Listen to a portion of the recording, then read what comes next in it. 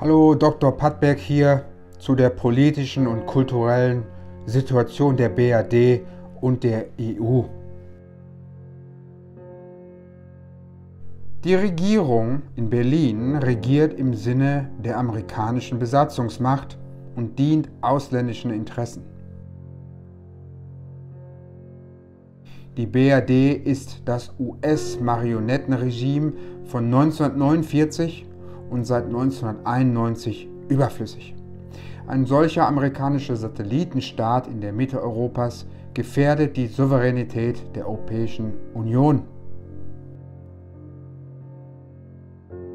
Nach der Niederlage des Deutschen Reiches im Zweiten Weltkrieg 1949 wurden seine Grenzen neu gezogen, einige Gebiete gingen an Frankreich und Polen zurück, Österreich wurde komplett abgetrennt. Das deutsche Kerngebiet wurde bekanntlich in zwei Hälften geteilt. Die kleinere Hälfte, die sich im Osten befand und die Hauptstadt Berlin umfasst, wurde Ostdeutschland und die Sowjetunion installierte dort ein Marionettenregime, die DDR. Die größere Hälfte wurde als Trizone bekannt und unter den westlichen Siegermächten aufgeteilt, sodass sie zu Westdeutschland wurde. Die Briten, Franzosen und Amerikaner installierten hier auch ein Marionettenregime, die BRD. 1991 löste sich die Sowjetunion auf und befreite die DDR. Die DDR verlor ihren Zweck und die Deutschen strebten nach Selbstbestimmung. Amerika jedoch hatte nicht die Absicht, Westdeutschland aufzugeben. Im Gegenteil, Washington ermutigte das BRD-Regime, Ostdeutschland sofort und mit viel Propaganda zu annektieren. Die Weltgeschichte ist ein kastrierter Hofberichterstatter, der auf die Frauen aufpassen muss. So behaupten unsere Geschichtsbücher, es sei eine Wiedervereinigung gewesen. Das war es aber nicht. Es war eine Vergewaltigung und Annexion. Die BRD ist nicht Deutschland. Die BRD ist die Zwischenlösung der Nachkriegszeit, kein Land. Das Regime agiert auf allen Ebenen, wirtschaftlich, kulturell, militärisch, als Washingtons Außensitz in Europa. Die Spitzenkader der BRD brauchen Amerikas Segen. Das sehen wir ständig. Letztens noch flog der Bundespräsident Walter Steinmeier während der schlimmsten Seuche der Weltgeschichte nach New York, um sich den jüdischen Leo Baeck-Preis zu holen.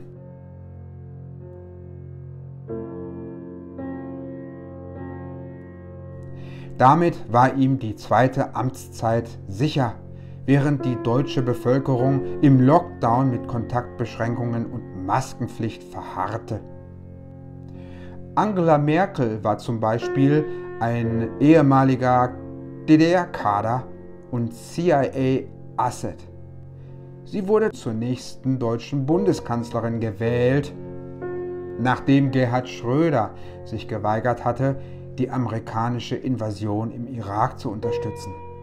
Schon in 2010 erhielt Angela Merkel den jüdischen Leo Baeck-Preis. Die Propaganda von der Demokratie ist eine Farce. Die BRD ist ein sozialistisches Regime. Die Deutschen können sich ihre Führer nicht auswählen. US-Präsident Barack Obama besuchte 2013 und 2017 Berlin und verkündete schlicht die Wiederwahl von Angela Merkel. Ihre Partei bekam knapp 12% der Stimmen, auf die Bevölkerung hochgerechnet, aber natürlich bekam sie den Job. Bevor Deutschland eine US-Kolonie wurde, hatte es einen Anteil an der Weltwirtschaft von 12%. Heute sind es nur noch 3,4%. Zum Vergleich: Apple, Amazon und Tesla, nur 3 US-Technologieunternehmen, haben zusammen einen Marktwert 2 Billionen plus 1,5 Billionen plus 1 Billion, der etwas höher ist als das gesamte Bruttoinlandsprodukt der BRD, etwa 3,5 Billionen Dollars. Von den deutschen Top-Unternehmen sind 2/3 zu mindestens 50% in ausländischem Besitz. Traditionsunternehmen wie Siemens oder Adidas oder die Deutsche Bank sind zu 70% in ausländischer Hand. Das Deutsche Reich war einst ein Wissenskraftwerk, die beste Universität der BRD. Heute rangiert nur noch auf Platz 64 der Welt die LMU München in Bayern, in der US-Zone der Nachkriegszeit. Ihre Wissenschaftler müssen natürlich amerikanisch publizieren, denn die deutsche Wissenschaft ist tot. Millionen Deutsche fühlen sich nach Strich und Faden von dieser Regierung betrogen. Aber wenn kritische Menschen es wagen vorzuschlagen, dass die BRD, genau wie die DDR, wirklich in die Toilette der schlechten Ideen gespült werden sollte, werden sie psychologisch zersetzt. Denn mittlerweile wissen wir alle, die gesamte BRD ist ein gigantisches Staatssicherheitsgefängnis mit Wächtern, Schleichern und Informanten auf jeder Etage.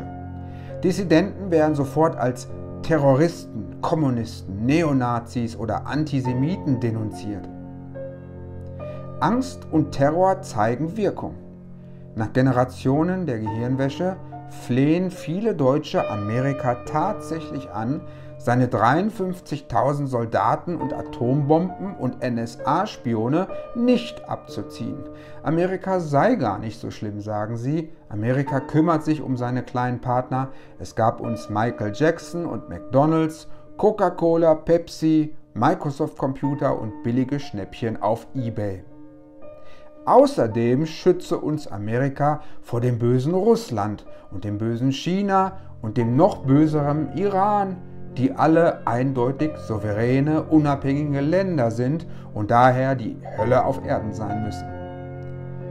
Die meisten Deutschen weigern sich zu glauben, dass sie Kolonialuntertanen sind, dass Amerika deutsches Gold behält, dass die BRD amerikanische Wertpapiere kaufen muss, in Dollar bezahlen muss, dass Amerika das Internet betreibt, die deutsche Außenpolitik und die globalen Medien diktiert. Um noch einmal auf 1991 zurückzukommen. Das war im Grunde US-amerikanischer Imperialismus an den ostdeutschen Fronten. Den korrupten SED-Kadern wurden lukrative Führungsposten in Politik, Medien, Verwaltungs- und Aufsichtsräten in Aussicht gestellt. Ihre Kinder durften nun an amerikanischen Elite-Universitäten studieren. Im Gegenzug hatten die korrupten Eliten dafür zu sorgen, dass Deutschlands Vermögensposten an die Amerikaner und Gewinne an die US-Juden gingen. Gigantischer Wohnraum wurde für Pfennige auf die D-Mark und später den Euro an jüdisch-US BlackRock, jüdisch-US Goldman Sachs, jüdisch-US Kohlberg, KKR, jüdisch-US Schwarzmann, jüdisch-US Appellas, aka George Soros und so weiter vertickt. Als Finanzheuschrecken bekannt, kauften die Besatzungsmächte alles, was nicht nied- und nagelfest war. Deutsche Marken wie Hugo Boss, Hertie, Wehmeyer, ETV, RTL, ProSieben, T-Mobile und Birkenstock wurden internationalisiert. Korrupte Stadtverwaltungen wie Berlin, Leipzig oder Dresden verramschten Hunderttausende Sozialwohnungen an US-Fortress oder UK-US Apax. Sogar die Bundespresse wurde verkauft, ebenfalls an Apax. Axel Springer, der größte deutsche Medienverlag, ging sowieso an jüdisch-US Kohlberg. Es ist richtig, einige deutsche Unternehmen wurden mit Versprechungen des egalitären Markteintritts nach Amerika gelockt und gleich darauf wurden sie verklagt. Noch heute zahlen Volkswagen, Bayer, Bosch, Deutsche Bank Milliarden Dollars in sogenannten Vergleichen. Die Amerikaner wissen, dass diese Nazis, die kann man sowieso melden. Es zählt ja amerikanisches Recht. Und der deutsche Steuerzahler wird es bezahlen.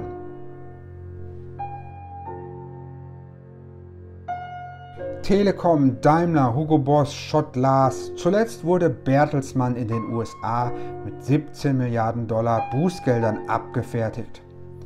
Viele deutsche Unternehmen wissen, es gibt gar keine echten deutschen Firmen.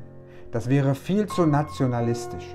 Sie stellen lieber gleich ausländische Vorstände ein, registrieren sich in Amerika, holen sich jüdische Lawfirms ins Haus oder tragen sich gleich auf paneuropäische Entitäten um, wie die Allianz Versicherungsgesellschaft, die längst nicht mehr deutsch sein will.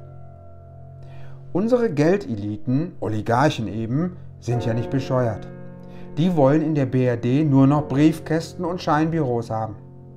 Und wer glaubt, der Softwareentwickler SAP und sein internationaler Vorstand seien wirklich vom pimmeligen Walldorf in Rhein-Neckar-Kreis ausgelenkt, der ist so doof, der ist wie gemacht für den MBA, einen amerikanischen Business-Abschluss. Richtig.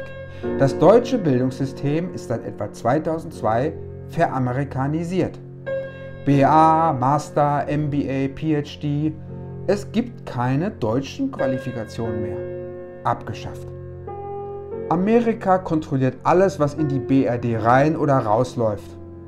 NATO für das US-Militär und die Bundeswehr, CIA für die Überwachung der Regimekritiker, IMF und Marshall Fund für monetäre Dollar-Hegemonie, WTO für Handel, die OECD für das Fälschen der Wirtschaftszahlen, SWIFT für alle Transaktionen, GPS für Transport, das Internet für Kommunikation, WHO für das Gesundheitssystem, World Bank für die Kreditvergabe, Reuters und AP als Nachrichtenverteiler, die transatlantische Brücke für imperiale Instruktionen. Noch nie in der Weltgeschichte wurde ein Land so fertig gemacht und auf links gedreht wie Deutschland. Die Unterwürfigkeit ist unerträglich und ruft bei uns Historikern einen Würgereflex hervor, ähnlich wie das Kriechen im Dreck der Inder unter der britischen Kolonialherrschaft oder das Wegschauen der Chinesen unter den europäischen Imperialisten. Ja, selbstverständlich lebt es sich in einer Kolonie zunächst gut. Man prahlt ja mit den vielen US-Kinofilmen wie Rocky IV oder Schindlers Liste in jüdischen Kinoketten, mit MTV und Gangster-Rap, den amerikanischen Fast-Food-Ketten wie Burger King, mit Mastercard-Kreditkarten und kostenlosen Englischunterricht, sogar für die Hauptschüler. Toll. Aber es gehört eben nichts mehr den Einheimischen. Gar nichts mehr. Es protestierten noch ein paar Ostdeutsche. Moment mal. Ihr könnt doch nicht des Volkes teures Tafelsilber verschachern. Da hatten die internationalen Juden in 2015 die hinterlistige Idee, gleich hinter der US-Botschaft am Brandenburger Tor und auf der teuersten Immobilie der Republik das schreckliche Holocaust-Mahnmal hinzusetzen. Ein großes, flaches Nichts, der sprichwörtliche Elefant im Raum. Die Lügenpresse ist mitschuldig. Unsere Propagandaorgane preisen die BRD als wirtschaftliches Erfolgsmodell an, weil sie bis 2013 aus irgendeinem Grund der weltgrößte Exporteur von Waren war, Dienstleistungen und Mieten und Vermögensbildung nicht eingeschlossen. Der durchschnittliche Deutsche versteht nicht, dass dieser Triumph des Willens eigentlich mit dem Gewinn einer Goldmedaille bei den Paralympics vergleichbar ist. Nur China und Indien produzieren billigeres Zeug in noch größeren Mengen. Die Deutschen wurden konditioniert, ständig Völkermord zu schreien. China, in der Türkei, in Israel, in Russland, überall. Gut, halten wir ihnen mal den Spiegel davor. Es sind nämlich die Deutschen, denen die Amerikaner die Daseinsberechtigung abgesprochen haben. Erst hieß der Völkermord Plan Morgenthau, danach Gastarbeiter, dann Multikulti, sodann Willkommenskultur und heute DIE, DAE, Diversion, Inklusion und Equity. Es ist, was es ist, die gezielte Abtreibung der deutschen Stämme. Heute ist die Zahl der lebenden Deutschen mit 58 Millionen viel niedriger als noch in 1936, wo es 60 Millionen waren. In 1918 waren es sogar noch 64 Millionen Deutsche. So wurde die Zahl der Deutschen in den letzten 79 Jahren der US-Herrschaft durch Abtreibungen, Massensterilisation und Kinderlosigkeitspropaganda mehr oder weniger brutal konstant gehalten. Währenddessen hat sich die Weltbevölkerung natürlich vervierfacht, von 2 Milliarden auf 8 Milliarden. Normalerweise kennen wir aus der Biologie das Naturgesetz, wonach sich eine Spezies oder Art nach einer Katastrophe sehr schnell wieder vermehrt, also zurückkommt. Es sei denn, man reguliert sie oder importiert eine fremde Art. Aber wenn man den Durchschnittsdeutschen fragt, hört man die verrücktesten schizoiden Parolen, etwa dass deutsche Kinder schlecht für das Klima seien oder dass die 20,5 Millionen Nichtdeutsche in der BRD eine kulturelle Bereicherung darstellen. Es ist herzzerreißend zu lesen, dass Volksdeutsche von einem deutschen obersten Gericht als Köterrasse bezeichnet werden und dass sie von einem amtierenden Parlamentarier ausgerottet werden müssen oder dass sie von den Medien des Regimes wie ein Blinddarm entfernt werden müssen. Alle deutschen Kinder werden mit Hitlerschande und Nazischuld indoktriniert und müssen Amerika als Befreier anbeten. Die Lügen werden immer höher gestapelt, immer größer werden die Missstände und die Ungereimtheiten und immer brutaler muss das Regime gegen seine Gegner vorgehen. Große Strafen drohen uns. Computer-, Energie- und Space-Industrie wurden eingestampft. Die eigene Lebensmittelversorgung wurde verboten, darf Deutschland nicht mehr haben.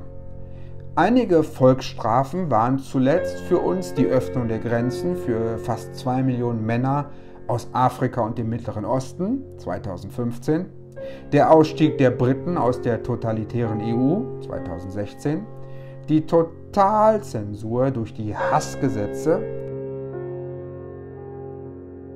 2018, die Verfolgung der AfD, der einzigen Oppositionspartei 2020 und jetzt der Krieg mit Russland 2022. Es ist offensichtlich ein Regime, das nicht den Interessen der Deutschen dient, sondern denen amerikanischer Strippenzieher. Diese koloniale Versklavung wird unser Land völlig dahinraffen. Es gibt keine Worte, die dem Ernst der Lage auch nur annähernd gerecht werden. Wir werden gerade systematisch ausgelöscht. Die Amerikaner haben uns all ihre Monopole aufgezwungen. Amazon, Google, YouTube, Facebook, Twitter, iPhone, Kreditkarten, Netflix, Disney und das Nachrichtenverteilersystem aus Reuters und AP. Und jetzt werden wir in unglaublich schnellen, brutalen Schritten in die totale Abhängigkeit gelenkt, wo Amerika jederzeit alle deutsche Kommunikation, Transaktionen und Reisemittel ausknipsen kann. Es ist kaum zu glauben, aber es gibt mehr Vernunft und gesunder Menschenverstand, glaube ich, in China, Russland, Iran, Indien oder sogar in Teilen von Afrika oder Südamerika als bei uns in unserem sozialen Rott. Und nirgends ist das besser anzusehen als in dieser unfähigen Regierung, die überhaupt gar nicht mehr nach Leistung selektiert, sondern Studienabbrecher, Schwule, geschwätzige Weibsbilder und Clowns bewusst befördert, weil die Nation fremdgesteuert und sowieso alles egal ist. Und jetzt stehen uns Jahrzehnte der unendlichen Hetze und Kämpfe bevor. Krieg gegen Russland, Krieg gegen China, Krieg gegen den Terror, Krieg gegen das Klima, Krieg gegen die Leugner, Krieg gegen den Hass, Krieg gegen die, die den Krieg nicht mitmachen wollen. 6 Millionen Deutsche wurden seit 2016 zum Schweigen gebracht. Zensur, Nötigung und brutale Unterdrückung. Der ganze Osten wurde als rechtsradikal und verfassungsfeindlich klassifiziert. Die große Dissidentenverfolgung, die Säuberung der Polizei, der Armee, der Verwaltung, die ungewählte EU die Abschaffung der Geschichte und der Wissenschaften und jetzt die Corona-Maßnahmen haben Millionen von Bürgern schwere psychologischen Schaden zugefügt. Sie haben keine Möglichkeit, an ausländische Informationen zu kommen und sind abgekapselt von der Realität. Sie glauben wirklich oder müssen es glauben, weil das Regime es wirklich ernst meint, Kinder müssen Poposex verstehen, Familien seien gestrig und Frauen seien praktisch leistungsfähiger noch als Männer. Sie glauben, Politiker hätten ein Gehalt. Sie glauben, Schulen unterrichten nützliches Zeugs. Zeitungen schreiben die Wahrheit. Amerika wäre ein friedliches Land und dass wir bald alle fliegende Tesla-Autos kriegen. Die Enteignungen kommen.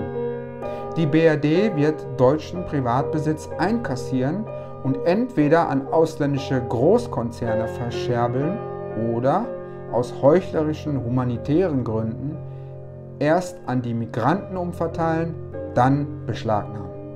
Schon jetzt sind weder Grundstücke noch Bankkonten noch Reisepässe Privatbesitz. Alles gehört der BRD. Wie? Das wussten Sie nicht? Mit absoluter Sicherheit werden deutsche Namen, deutsche Farben und Idole von der Gesellschaft verschwinden. Dafür kriegen unsere Führungseliten nämlich Orden und Preise von globalen ausländischen Interessengruppen, Juden, Muslimen und anderen diversen Minoritäten. Wer so etwas mit sich machen lässt für 79 Jahre, der wird auch immer weiter seelisch misshandelt. Die 8 Millionen Orientalen zum Beispiel, die in diesem Land gerade ihre Macht entfalten, nennen die deutschen Ureinwohner Opfer.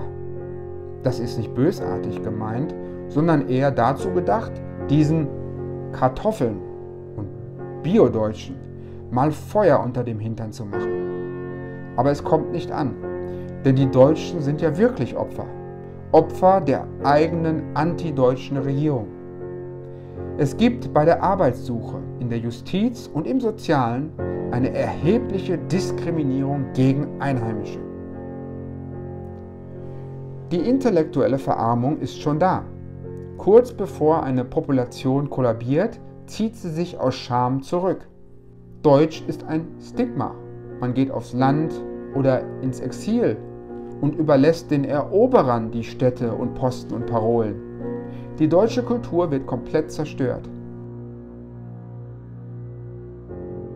Jetzt erzählen sie uns, dass das, was für Amerika gut sei, auch für Deutschland gut sein muss. Dass das, was für die Juden gut ist, auch für die Deutschen gut sei. Dass wir die Kirchen schließen sollen, auf Schweinefleisch verzichten, die Motoren stehen lassen und Karren fahren und im Winter frieren sollten für die große Sache. Das BRD-Regime hätte 1991 zusammen mit der DDR abgeschafft werden sollen. Deutschland hätte wieder eine eigene, unabhängige Nation werden können. Dann aber wurden wir von den Amerikanern verraten. Seitdem geht es grausam bergab. Die Amerikaner haben uns abgetrennt von der Außenwelt, zum Zahlungsesel für die Südländer gemacht und die Wirtschaft komplett unterwandert. Seit 30 Jahren hören und sahen wir keine einzige Stimme aus Asien oder überhaupt aus dem Ausland. Alles muss und geht und wird durch die Amerikaner und die BRD-Systemlinge herausgefiltert. Es ist den Deutschen daher unbegreiflich, warum die Russen jetzt endlich die NATO zurückdrängen oder warum die Chinesen ihre eigenen IT- und Tech-Konzerne haben, wir Deutschen aber nicht. Sie verstehen auch gar nicht, woher die Türkei plötzlich 82 Millionen Türken her hat. Kinderkriegen sei doch viel zu teuer und umweltschädlich, haben sie uns gesagt. Die Deutschen verstehen auch nicht, woher die ganzen Flüchtlinge kommen. Dass die USA praktisch überall Krieg führen und die Deutschen gerne weiter bestrafen durch Migranten, darauf kommen die Germanen überhaupt nicht. So böse könne ja niemand sein. Wäre ja auch rassistisch, so etwas zu denken. Und jetzt haben wir dieses unterworfene, hilflose Volk kolonisiert und zu jeder Erniedrigung bereit. Für US-Schwarze knien, Trump hassen, Windräder bauen, Masken in die Fresse. Jetzt soll es wieder Nazi-Terroristen geben, sollen die Deutschen transsexuell werden, also geschlechtslos, und sich 5 Genspritzen von US-jüdisch Pfizer reinkloppen und noch mehr unqualifizierte Homos und Weiber in die Vorstände und Universitäten hieven, damit alles noch teurer und inkompetenter wird. Mit einem US-Satelliten in ihrer Mitte kann es keine souveräne Europäische Union geben. Die emotionalen Amerikaner verhandeln nicht mit Nazis. Es wird amerikanisch gemacht oder deutsche Köpfe rollen. Diese Formel macht ohnmächtig. Die Amerikaner meinen es todernst. Indianer ausgerottet, Atombomben auf Japan, Irak zerlegt, 100 Millionen Menschen durch Sanktionen und Strafmaßnahmen ermordet, Vietnam gequält, Deutschland im Kellerloch vergewaltigt. 178 Überfälle auf souveräne Staaten in den letzten 200 Jahren. Überall US-Militärbasen, Biolabore, Chemiewaffen, Cyberattacken, Geheimdienste. Es darf nichts mehr Deutsches geben. Von nun an bitte mehr antideutsche Werbung mit Farbigen zusammen mit deutschen Frauen in den zwangsfinanzierten Regiemedien. Mehr Abtreibungen, mehr Prostitution, Drogen normalisieren, unglaubliche Armut, Lügen. Immer größere Lügen. Totalüberwachung, Sprache kaputt, Attentate, Balkanisierung. Mehr Behinderte ins Parlament, mehr Zensur, Kriminalisierung aller deutschen Interessengruppen, ganz wichtig. Rassismus ist zurück, nur eben gegen weiße deutsche Männer. Das wird das Land mindestens 50 Jahre lang weiter quälen. Jeder, der sich wehrt, ist natürlich ein Querdenker oder Putin-Versteher. Ihr braucht keine Selbstständigkeit, sagen sie euch. Ihr braucht kein Land mehr. Staaten und Grenzen und Völker gäbe es ja überhaupt nicht. Nein, die BRD ist sicher nicht Deutschland. Deutschland, das war einmal. Wir sind am Ende. Die Inder waren weit über 100 Jahre unter der tyrannischen Herrschaft der Briten. Die Chinesen haben über 100 Jahre lang die europäischen Kolonialmächte bekämpft, erfolgreich. Die Russen haben über 150 Jahre gebraucht, um die Fremdherrschaft der Mongolen zu brechen. Wir in Deutschland kommen auf die 100 Jahre unter der US-Imperialherrschaft nahe. Wird es Deutschland und der EU gelingen, diesen tyrannischen Fremdherrscher loszuwerden und aus Europa zu verbannen? Eins ist sicher, wir werden die Amerikaner los oder wir gehen unter und verkommen zu einem Vasallenstaat. Dankeschön fürs Zuhören.